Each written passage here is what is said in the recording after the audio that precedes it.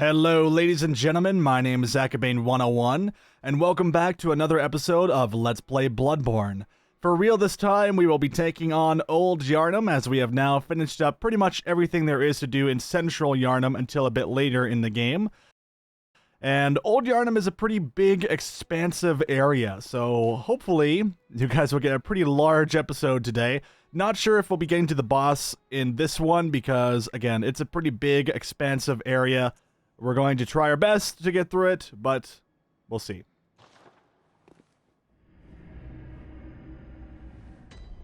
Okay, so we're arriving back in Cathedral Ward. This is going to be the location that we need to be in to access the Old Yarhnam location. This is, of course, where we have recruited the old lady to come here to the chapel to hopefully defend her from the baddies of the world, trusting her to the life of Odin Chapel and its caretaker, that weird, creepy guy with the very scrawny-looking body. Of course, the sun is beginning to set. Time is indeed progressing. Well, it's rather stagnant until you fight a boss, then time actually progresses. But I like to say, time is indeed progressing in this world. And of course, we have now been running into some new enemies. This is the first time we've seen this guy. I don't know what he's actually called, but I'm just going to call him the bell carrier of the church. Most likely a healing church fellow of some sort. And by carrying that bell, maybe it's to ward off beasts or to alert other characters in the world of his presence. But he was kind of guarding over here, and I highly recommend going here first before you fight the next boss in Old Yarhnam and progress the time of the world, because the area gets a little bit more dangerous here. Right now, all there is defending the area is just these birds, and that's really about it. Not too much in the way, so pretty easy grab of this madman's knowledge. Not that it's a big find or really worth it at the end of the day, but it is something, and obviously I want to show you guys as much as possible as we wander through here. So this guy up here is pretty cool. He has a interesting looking lantern on the left. It's obviously using possibly some sort of candle, although the candles on the side here show a orange flame, where the flame on his lantern is blue. Very similar to the paleness of his skin color. He has more of a, I guess you could say, an alien look to him. Black eyes and all that. Very unique design to these guys. Very different from the other hunters that we've been looking at. These guys are probably followers of the Healing Church, like I've said already, but maybe... Oh, God. They really like to smack you quick. That's why I'm just getting thrown off all the time here. But anyway, yes, like I'm trying to say, these guys are probably followers of the church, and oh my, he has been stuck in the wall. How unfortunate for him. And they have transformed much differently than the other Yarhnamites that are in the world. Now, these guys may not be Yarhnamites. They may have been from outer world areas, outsiders, just like myself. Maybe they were given different types of blood treatment. I'm not entirely sure. But of course, they are not showing anywhere near the same symptoms. They have, like I said, black beady eyes, completely glazed over. Yeah, just completely black in there. If you kind of zoom in on the dude's face, you can definitely see a very strong difference there. And it's very cool to actually start seeing these weird new enemies, because they start really making a lot of sense about halfway through the game. But for now, I'll leave it to you guys to kind of ponder with what I've said and what I've explained about them so far, how they are different, and there is a reason why they are different in this world. I'll try and make a little bit of noise here so he turns around. These guys are very easy to parry. If they decide to walk up on you and they do their attack, just immediately hit the gun button, L2. You will be able to get the parry on them. They have basically no sense of survivability, because their parry window is super, super open. There is no need to wait for a reaction time, because the entire animation that they do is their attack. It's not just like a wind up and a hit, as you would expect. So here's another set of gear that we're about to run into. And we're going to get out of the way before something crazy happens. Oh my. Yeah, we're going to be coming back to that in the future, but I'll leave you guys to ponder. But we got some new gear. Yes, it is basically the same as the standard hunter gear, but it doesn't have the coat on it. And actually, I should probably equip it normally. So we got another little top hat here. a hunter's favorite, of course, in this world. And then hunter gloves and hunter trousers are actually exactly the same as the other gear that we've gotten previously. So, as you can see there, nice dapper clothes. It's the same as the hunter gear, just with a top hat, and then the outer coat, if I can compare them here, that is exactly the same. You'll see that. It just, this has like a rain jacket over it, or a cloak, if you will. Kind of like a half cloak. It's not a very long one. And then this one, of course, decides not to use it. It's a very cool piece of clothing. Let's go ahead and just read the description here. Hunter garb, one of the standard articles of hunter attire fashioned at the workshop, this one without the cape that wipes away blood. A fine piece of hunter attire that provides stable defense to anyone facing Yarhnam's beastly threat. Allows one to stalk beasts unannounced by the cover of night. Same idea as the other gear, of course. And then we have the top hat. Hat worn by hunters who admire formality. Some hunters place an emphasis on form, as seen by the use of the threaded cane. For them, formality, beauty, and justice are the very essence of our humanity, and precisely what keeps hunters from becoming something else. Something else probably being a beast. But for now, we're going to switch over back to Gascoigne's gear, because we do, in fact, want some sort of resistance to poison. Like I said before, in Old Yarhnam, you're going to be expecting a lot of poison. Lots of things like that. Going to be very, very nasty. Now, we're going to go a bit off the beaten path here just before we arrive. Possibly to not fight this guy. He's going to wander up the stairs here, so we can actually sneak right on by him as long as we're very, very cautious, very, very careful. And I think he's a little bit interested in fighting us. Let's see here. This is the first kind of beast-like monster we've seen next to the ogres. There we go. He's just going to wander along up the stairs, minding his own business. No need to fight him right now. And I guess as we wander along here, I'll be able to show you guys the wooden plank that we just got, which is going to be for our shield, because I'm sure a lot of people saw that. Very surprised, I'm sure, to see a shield in Bloodborne, considering we haven't had one already. A crude wooden shield used by the masses who have arisen to join the hunt. Hunters do not normally employ shields, ineffectual against the strength of the beasts as they tend to be. Shields are nice, but not if they engender passivity. So, basically, this is the only way to block against enemies. Unless you have the DLC, then there's a secondary shield that you can get yourself. But of course, it works the same way as it would in Dark Souls, although there is no parry animation, thus rendering the shields rather useless. You basically get staggered with this thing after about 2 hits, possibly even just 1. So, it can be a pain in the butt actually dealing with enemies like this. So, obviously the game is all about being aggressive, it's not about using a shield, so generally the game tries to shy away from having the player using something like a shield.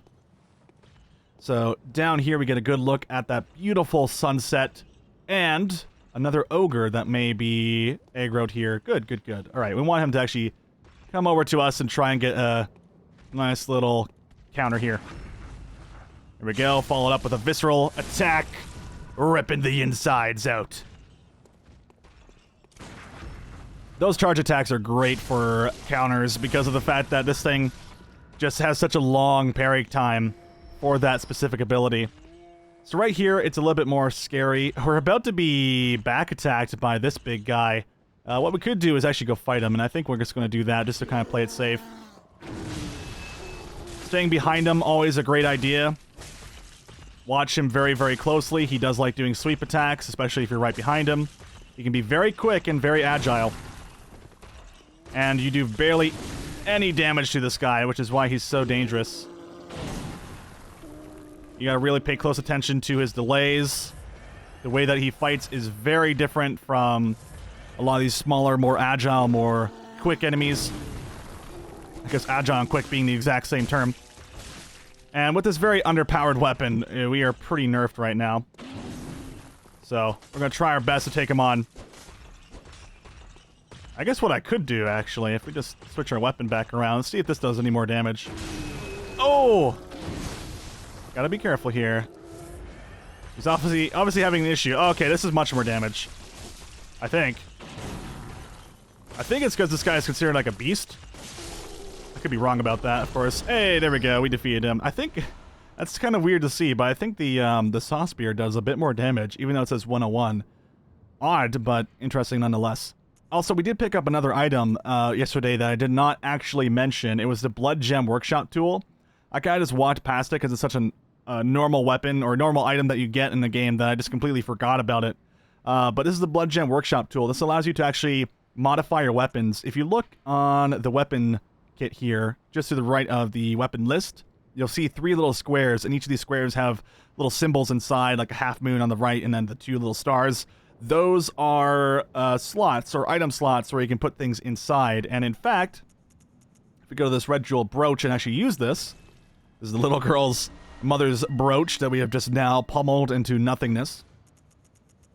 We can actually use this item to upgrade our gear. So as you can see, the red blood gem now exists, and it says a red blood gem that fortifies weapons and adds various properties.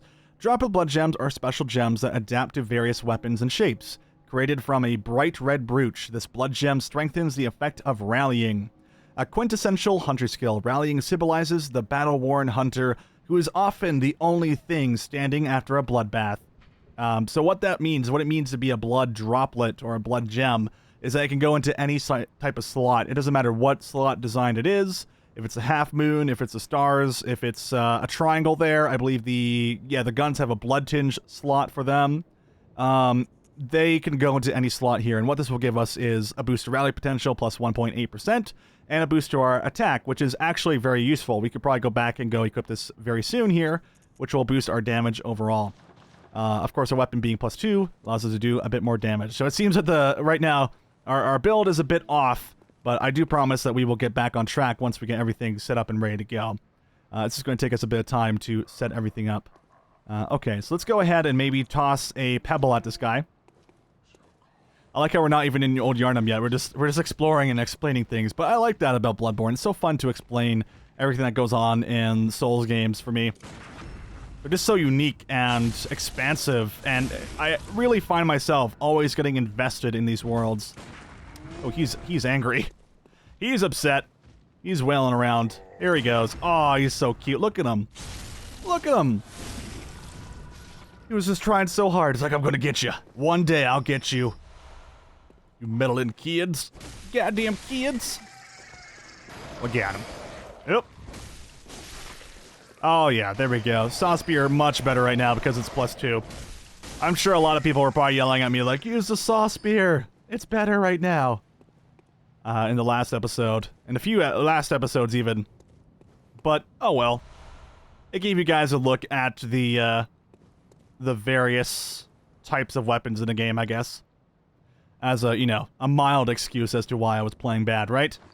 Anyway, we just got the monocle. This is a very useful item. Anyone that's played Dark Souls 2 or any of the Dark Souls games knows that binoculars and monocles are very important to Dark Souls Let's Players because it allows us to zoom in on things without actually having to do any sort of editing at all. It's the Let's Player's favorite tool.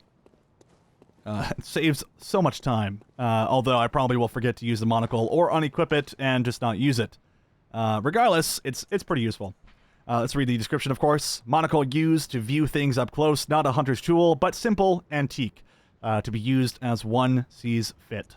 Yeah, pretty simple, right? Nothing really too interesting there. Obviously, we haven't read the Blood Gem Workshop tool, which I forgot again, so here we go. A misplaced workshop tool from the hunter's dream. The hunter who retrieves this can fortify weapons by kneading blood gems into them. Blood gems add properties to weapons when used to fortify them, as blood defines an organism. Are our weapons an organism, or are we the organism it's talking about? I'm assuming us, the humans, and all that. I mean, blood is pretty darn important in this world. We know that it cures people, but not everyone. Gilbert has mentioned that the cure that he was given by the healing church, his blood transfusion, did not cure him of his disease. So that's really important to note. It does not cure everyone. It's not a healing item of everything, even though I'm sure it was brought up to be considered that.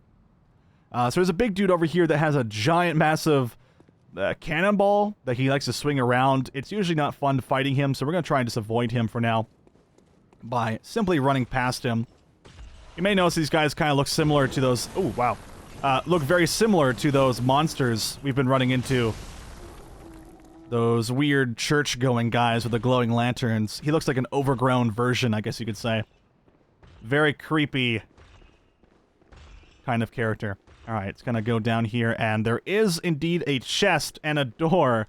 If you're playing online, you'll probably see a lot of messages here saying, oh, one day you can open this door, but it's not true. There's just a tempering blood gemstone down here, and then the door, which says closed, and there's physically no way to open that door. I'm going to say I'm pretty sure, but I'm almost 100% certain there's no way to open that door, if I can remember, because I don't ever remember going through there. Of course, people may believe that there is some way to go through, and I'm sure they're still trying to decipher a way to do so, but for now, that is not the case. So we do have the Bloodstone Shard. I obviously have the option now to go back and upgrade the Kirk Hammer, which I think I'll go do, because that's probably a smarter move. Or I could get this weapon to +3, but I'm expecting to get some more blood gemstones in Old Yarhnam to try and get that weapon, the Kirk Hammer, upgraded fully, so I think we'll be okay.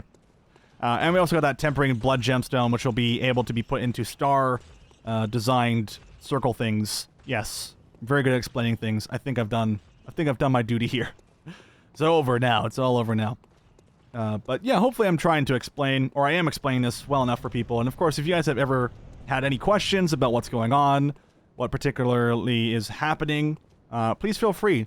Type in the comments below, and I'll try my best to answer them. I do whatever I can to answer comments on this Let's Play, and I'm so far releasing and creating one episode a day, so that's typically how it's going. So I can answer any questions on the next episode if I get any comments on this one, of course. Alright, let's go ahead to Old Yarhnam for realsies. The one guy that we actually killed earlier, he likes to walk down here and look over into the other part of town, so you can actually get an easy backstab on him if you want to. But for now, let's go ahead to this lovely little church here.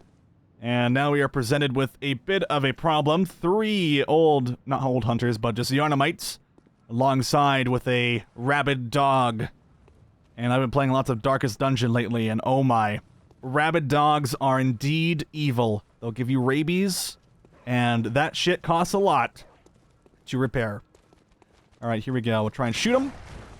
That'll knock him to the ground, and just dash up on there. There we go. Those dogs are really, really nasty. Do not recommend fighting them.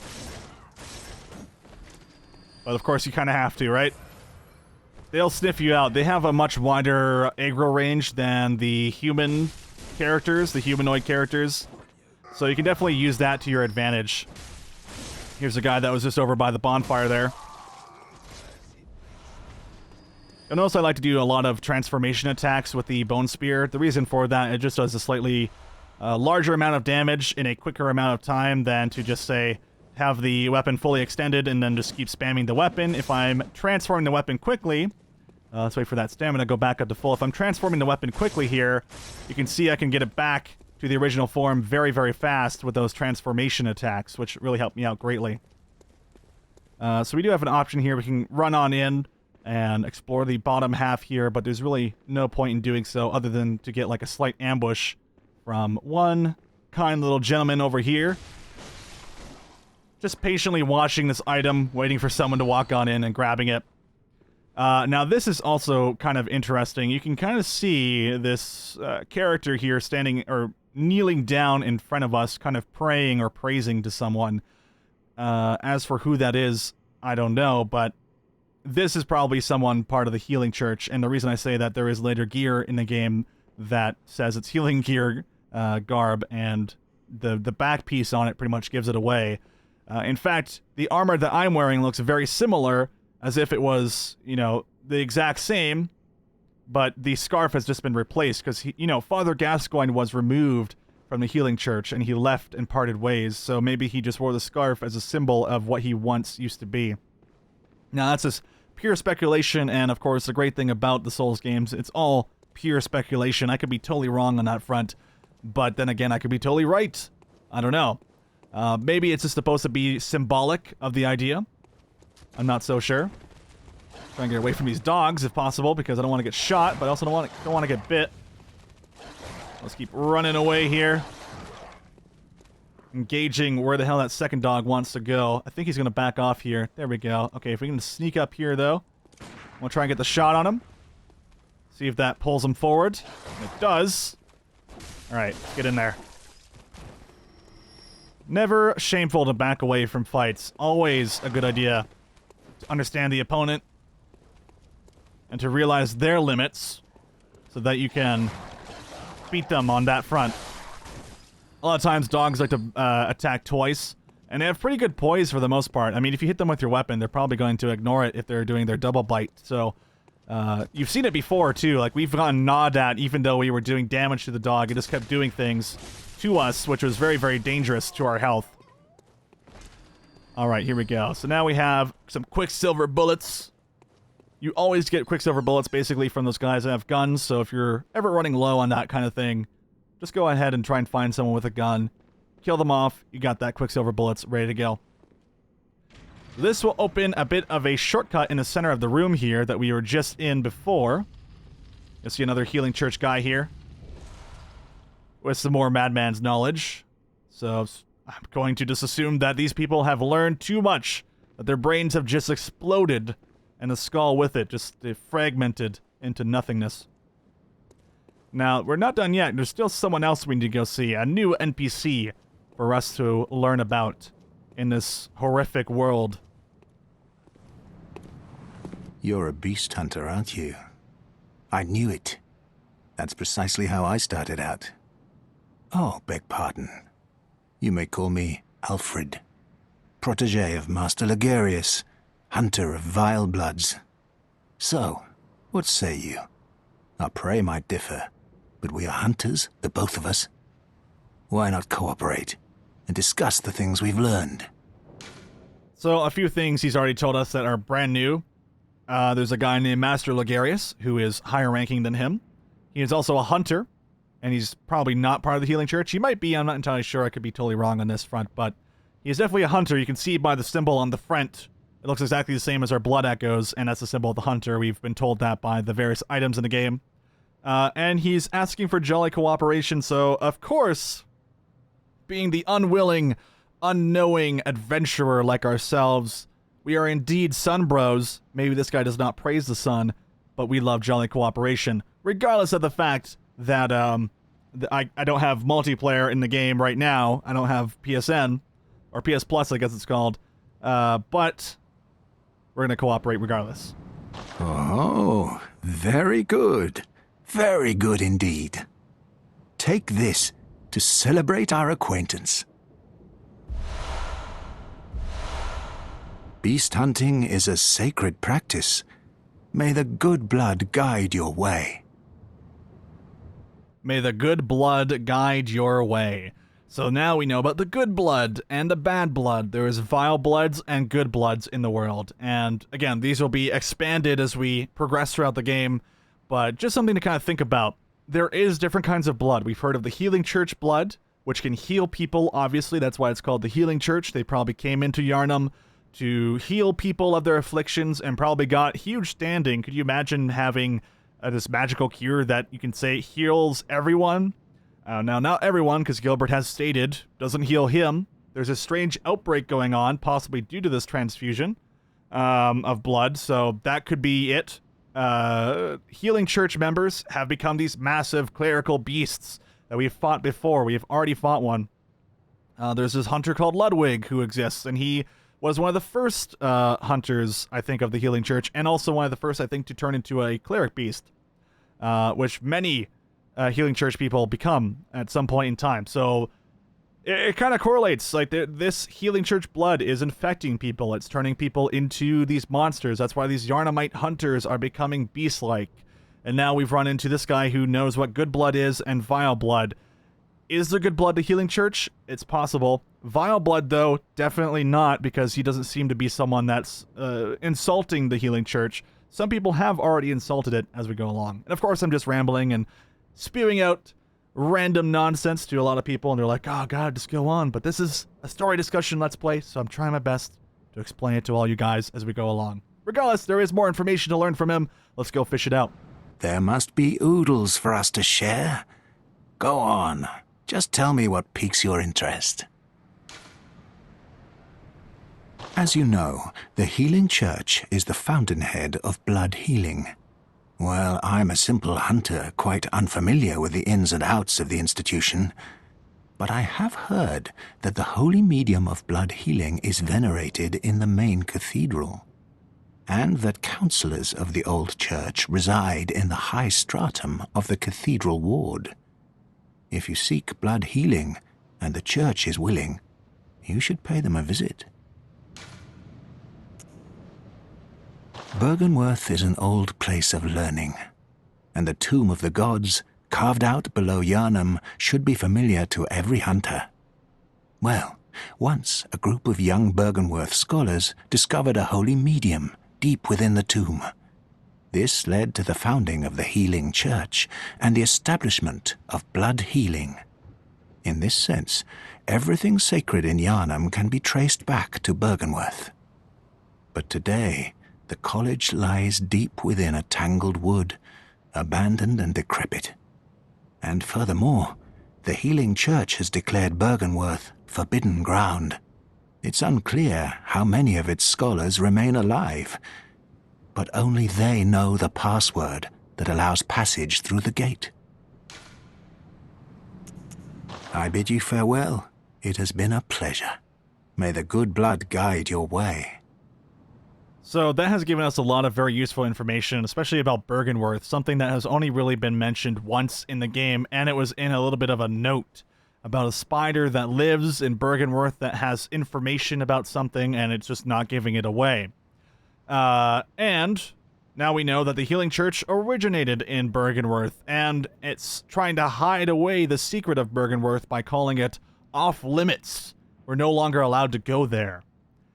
And this fine fellow here, he has told us other things as well about the fact that, you know, the scholars of the Healing Church are dying. The college of which the Healing Church has taught people things is abandoned, decrepit, gone, doesn't really exist anymore. Like, just, the Healing Church is broken. We're in a state right now learning that this thing has been going on for a while now, and now it's reaching its ending point. This has, I guess, gone too far, I guess they're trying to say, as we play throughout Bloodborne. Which is just so interesting to me. I love learning every little tidbit about this strange world that FromSoft has built for us. Got lots of these strange beings here, some of them crying, covered in cloaks, covering their face, holding a torch upwards, looking up to the sky. Are they praising the sun? I think they're praising Sunblur. That's what they're doing. They're praising Solaire. Got some tempering blood gemstones here. Very, very nice. Really love the atmosphere here. Also, I think there's a wolf. Here he is. Look at him getting ready to fight me. I like how his eyes glow yellow. That's so cool. Oh boy. I don't want to fight this guy, because he's very vicious. Alright, see if we can get him to do his grab move. Nope, he doesn't want to do his grab move. He just wants to smack me. There he is. I mean, he did it, but then I got murdered, so here we go. Let's try it. Oh! You might actually kill me if I'm not careful. Let's get out of here. Let's stop toying around with him. I was trying to get the parry on him, but these wolves, man, they're real scary. Let's try dodging towards them. Usually have a very difficult time dealing with that move. Most monsters in the game are obviously going to be more scary if they're facing you than if you're right behind them. It's a typical rule of thumb. See if the backside of them is easier to fight with, and if that's the case, then use that as your target goal of your positioning. It's all about positioning in these Dark Souls games, I say. All right. Do we have a torch on us? I think we do, right? There we go. Illuminate the place a little bit there, so it's not entirely dark for you guys. That's a little antidote as well. All right. And there is the Old Yarhnam Hunter Lamp, which we'll activate in a second here. There is a side item for us to grab. Some pungent blood cocktails, which we can actually sell for some delicious blood echoes here. So what we're going to do, we're going to use this little lantern here, head on back to the Hunter's Dream, And with that, we're going to go ahead and level up our character by using our lovely little doll lady here for assistance. So my goal, of course, was to get 100 stamina, and now we can actually spend a bit more resources here on vitality. I feel like vitality would be a really good choice here now that we're running a little bit low. I would like to have 20 endurance as well, but for now, the 12 vitality should be good. Farewell, good hunt. And with a few extra of these cold blood dues...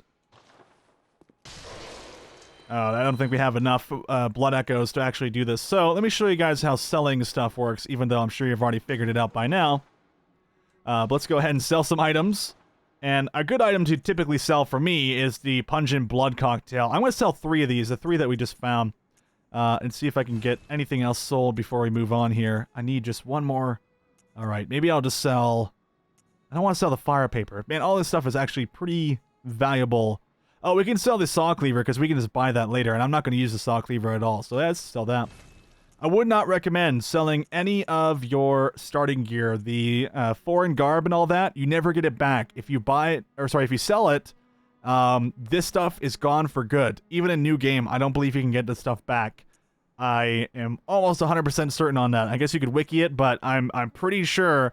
I mean, I've played a game where I sold it, and I just didn't realize I couldn't get it back ever, so... if you really like the look of it, or if you just want to collect everything, then go ahead and don't... all you needed was 2,000 echoes. Oh, I'm a dummy. Whatever. I wanted to buy the hand lanterns to show you guys this lovely thing. But yeah, just keep that in mind. Don't sell your Yarhnam gear. It's probably a bad idea. Anyway, what I did here is I hit the left side of the pad on the PS4, or no, I hit the right side of the pad. There we go. And then we're going to go ahead and activate the hand lantern. Right, so this is like a secondary tab for you to use. It takes a little bit longer to use than like the monocle tab here. However, it's just a nice little secondary thing to use quickly. You know, pretty good idea to put your bold hunter's marks in there as well, which I guess we'll do right away. Where's those bold hunter marks? There they are. So now we can just teleport back to base if we ever have to. And I guess it's about time we upgrade the Kirkhammer. So I guess with that extra bit of blood echoes, we should be just fine. Let's go fortify the Kirkhammer. So of course we can upgrade the Saw Spear to get 109 damage. But let's upgrade that Kirkhammer now that we finally can, thankfully. There we go, 125 damage. That should definitely be more powerful than our current weapon, right? I hope so. All right, here you go, Mr. Kirkhammer. Oh, well, I guess I should just properly equip it. And Gehrman's here. Let's go talk to him. The moon is close. It will be a long hunt tonight. If the beasts loom large and threaten to crush your spirits, seek a holy chalice, as every hunter before you has. A holy chalice will reveal the tomb of the gods, where hunters partake in communion. Okay, so Gehrman has just basically explained how to get into the Chalice dungeons. So these tombstones here, if you activate them, they'll say that you can't do anything because you need a holy chalice, which is required. And the only way to do this is to finish up Old Yarhnam. So he's just telling you to, like, you know, progress the story, you'll get the chalice, and you can do the dungeons, which are kind of like your extra bonus dungeons in the game. They're not particularly that fun, but, you know, they give some explanation, I guess you could say, to the background of the story. There's quite a bit of lore related to these dungeons. However, you're going to be spending roughly 20 hours in those chalice dungeons, and they're all very samey. And they can get pretty boring very, very quickly. So I think we'll avoid them on this playthrough. And sorry to anyone that's like, oh, I really hope he does the chalice dungeons. But do you, though? Do you really hope that? I don't think you do. Anyway, let's go to the view notes here. I don't know if we read this before, but it says, to escape the dreadful hunter's dream, halt the source of the spreading scourge of beasts, lest the night carry on forever. So this is further information to tell us what we need to do, what our objective is, which is to find a way to finish off this night, which further makes me believe that this nighttime is not particularly, you know, one standard Earth year or Earth day night. This is like multiple days that's carrying over here. And whenever we die, we actually get respawned back here. We get teleported back to the dream and basically back to the the hunter lamp, I guess you could say. Which is kind of interesting, gives us immortality, I guess. And we seem to be the only hunter that is in here, except for Gehrman. I guess Gehrman's also another hunter, but I think he's retired or something. Oh, he also has like a little peg leg there. Look at that. A cute little peg leg going on for Gehrman. All right, let's go upgrade our weapon with the blood gem fortification. So we can imbue our weapons with various types of gems. And right now, since it's only level 2, we only get access to one of these. And a Kirkhammer has a star, a triangle, and then another star. So what we want to do is obviously get the most out of this slot here. And the best thing seems to be the red blood gem, thanks to the little girl's dead mother, Viola. So now we have upgraded our damage from 33, or plus 33 to plus 37. That is pretty darn good if I say so myself. And it turns out we're already almost 40 minutes into this playthrough. In fact, around 36 minutes and 45 seconds. So I'm going to say, let's wrap up this episode now and then do Old Yarhnam tomorrow. So again, I have lied at the beginning of the video and will have to correct myself in post. But that is unfortunate. But it will be definitely tomorrow because we're right there. There's no way we're going to miss it. So come back next time for some real Old Yarhnam goodness. Thank you so much for watching, guys, and I'll see you all next time.